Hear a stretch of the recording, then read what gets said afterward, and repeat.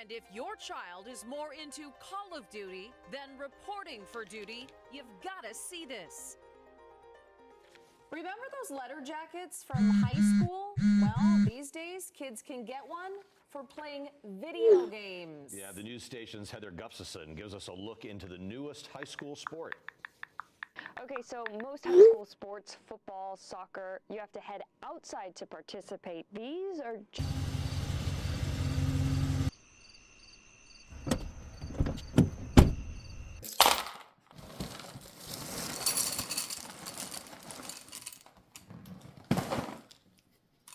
has struck down a California law that would have banned the selling of violent video games to children. This was a balancing act between the right of free speech and consumer protection.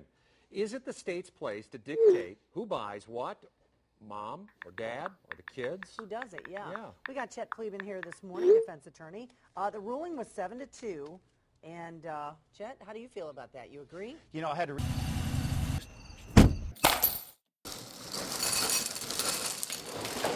Looks like CBS's Steve Hartman takes us to Nashville for tonight's On the Road. Every week, Andy Gullahorn goes for a walk. And every week, about a mile and a half away, his friend Gabe Scott does the same thing at the same time. They walk toward each other, and when they meet, it's the weirdest thing.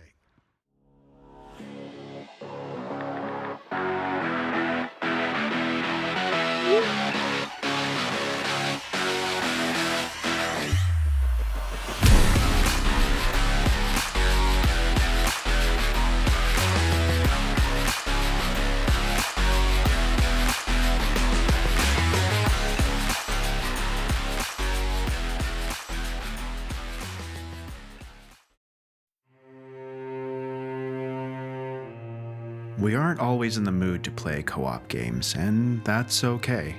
We live in a demanding world. Everywhere we go, it can seem like someone wants something from us. We live in an always-on, constantly connected society, and the thought of having to coordinate with others can be overwhelming. Some people saw this coming. Arthur C. Clarke, the famed science fiction writer, explorer, and futurist, you know, the guy that worked with Stanley Kubrick on the science fiction classic 2001: A Space Odyssey, which has been referenced again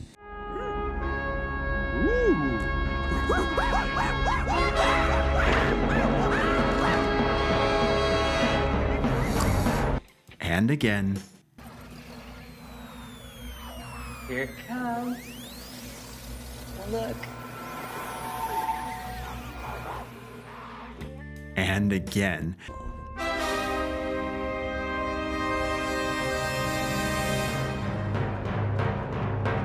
Since it came out in 1967, also did an interview in 1976 where he, with admirable precision, described a lot of things that are now commonplace in our digital age. Video chat, online shopping, file sharing, the ability to search for all the information you want instead of needing to flip through a newspaper. More than many, he saw the downside to a future where people would always be connected and available. It has disadvantages as well as advantages. It means that anyone can get at you anytime you like. And of course you can switch off the calling sign, but then calling signal, but then you might have to explain later why it was switched off. We live in that future. We live in the future. You are probably watching this video right now on a computer that can fit in your pocket or purse that allows you to ask the internet any question you want and get an answer, do banking, and make sick memes, which is easily the most important function. And despite how far we've come as a society in ways like medicine, energy, and communication, we live in a time of aching loneliness. Loneliness is a problem that, as the U.S. Surgeon General says, has been building for decades.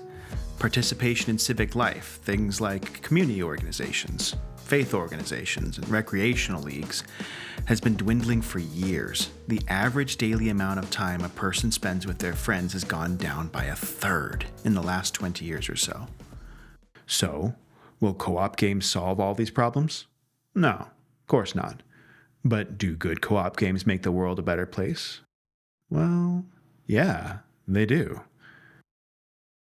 As of the making of this video, it's spring 2024 and Helldivers 2 is kind of a big deal. Say hello to democracy! People are going absolutely nuts about how much fun they're having blasting bugs and bots. Their memes, songs. We dive through the stars, the Helldivers are we. With courage we sail through the cosmic sea. A US congressman saying we gotta take back the creek. And even a petition to bring the game to Xbox so we can get more troops on the line to take back said creek. This sequel to a relatively unknown top-down shooter game by an indie studio outsold the popular franchise and highly anticipated Final Fantasy VII Rebirth in February, which is crazy. It is currently the #3 game for concurrent players on Steam, with even more players spreading managed democracy than those playing Apex, PUBG, or even Call of Duty. So what sets Helldivers 2 apart from everything else on the top 10 most played list? Well, at its core, it's built from the ground up to be a co-op experience. That isn't to say these other games don't have co-op elements or modes, but Helldivers 2 is truly meant to be played with other people, working together to defeat the computer.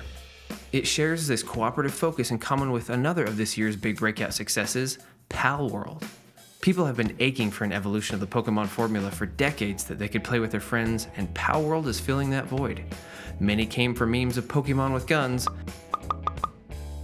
but building up a base and catching pals with your pals turned out to be the lasting appeal. We need this right now. We need experiences that bring us together. We need games that activate all those tribal parts of our brain and focus us on a common goal. Humans are social creatures, and we need things that encourage us to work together instead of all that other stuff we see going on around us. What may be the very first video game was created by a scientist named William Higginbotham, who, after working on electronics for the Manhattan Project, found work at the Brookhaven National Laboratory in New York. Each year, the facility would open its doors to the public and host an exposition. In 1958, Higginbotham's idea for a display was to create a game using an oscilloscope that could be played during the event. The expo attendees loved it. It was such an incredibly popular exhibit, and it was so successful that they had to bring it back the following year, adding a larger display and additional options like changing the gravity levels. Despite its reception, the game itself was just a tech demo and was eventually disassembled so its parts could be used for other projects. The only reason we even know about it is because it was brought up during a patent dispute decades later. In a way, this very first video game was more of a demonstration of atomic age ingenuity than anything drawing a straight line from Tennis for Two to Topspin 2K25.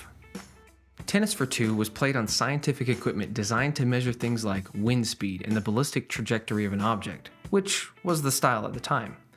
However, Higginbotham quickly determined that this technology could be used for entertainment, and this form of entertainment was best served when two people played it together. The first video game was multiplayer, and it was enjoyed by two people sitting next to each other, bouncing a digital ball back and forth. No matter your era of gaming, many of the best games were meant to be played with a friend. On the Super Nintendo, there was Donkey Kong Country, Secret of Mana, and Turtles in Time. On the Sega Genesis, there was Golden Axe 2, Sonic 3. Oh, and the Hyperstone Heist.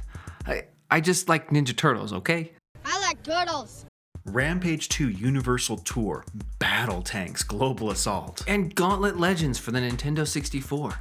Time Splitters Future Perfect. Oh, Splinter Cell Chaos Theory. Lord of the Rings Return of the King, all for the 6th generation of consoles. Halo! Does anyone remember playing Halo and smacking their friend in the back of the head for extra ammo? Or running away from a firefight when your partner got killed, hoping to get far enough away so that your buddy can respawn? Ah, the memories. Speaking of memories, firefight mode in Reach, anyone?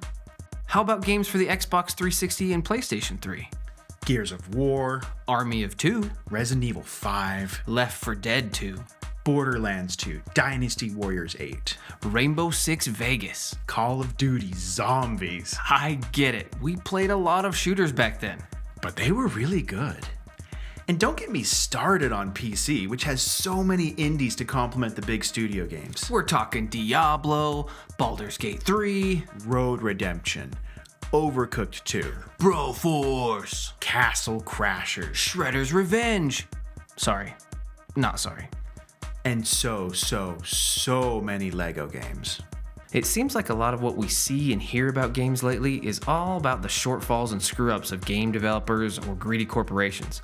But if we sift through the online rage and clickbait, there are actually more good games, specifically good games that can be enjoyed with a friend, than we may realize. There were, are, and still will be so many good games, and you should enjoy them with your friends. It's good for you. Science says so. Back in 2018, which was a good year for games, the British Journal of Educational Technology, okay, I know, stay with me people, published an article called "Can Cooperative Video Games Encourage Social and Motivational Inclusion of At-Risk Students?" So this article described an experiment carried out by Danish researchers to better understand how video games can be used to enhance learning, and to see if getting kids to play co-op games together could help their inclusion and well-being improve, as well as help their engagement and performance in things like Danish and mathematics. The idea was, over a 3-week period, to play a game called Torchlight 2 and then see if it could be proven to be useful to help kids learn and fit in. They would be split up into teams of 3 to 6 players and then play the game for 2 or 3 hours. After the session, they would do some more traditional school activities like math problems or practice their writing skills by writing game guides. Check out this LAN setup they created to make it happen. Doesn't that look cool? The researchers cranked the game's difficulty to the maximum level to, in their words, make the game so challenging that the students were more or less forced to collaborate in order to not die and progress together within the game. And it worked. They did work together. Success was measured by making the teachers fill out surveys on the students' performance, academically and socially. And they found that the students who had been identified before the study as the at-risk ones benefited the most from participation in the experiment. The students that had previously struggled the most formed better bonds with their peers and required less pressure to participate in academic instruction. The researchers stated, by using a co-op game such as Torchlight 2, the students in this study experienced a sense of mutual engagement and a playful feeling of being forced to side on teams together with their classmates against a common enemy, that is, the computer. These kids benefited from some time to play something that got them working together with their classmates, doing something challenging and creative. It built social bonds and allowed them to make friends. In the end, it doesn't matter which game you play. Right now, for most of us, it's Helldivers 2. But for you, it could be Fallout 76, Elden Ring, Stardew Valley, or Phasmophobia. What matters is that we use our hobby, video games, to create connections with other people and nurture the relationships we already have. Video games won't solve the world's problems, but they don't have to. The very first video game was made to be played with others. Even better, co-op games encourage us to work together against the computer, and that's something we all can use right now. Experiences that unite us and help us to feel like we're all on the same team. So next time someone invites you over to play a co-op game, maybe take them up on it. Online is good, but side by side, on the couch, it's even better. Use the entertainment of our time to grow closer to someone you care about. And that's why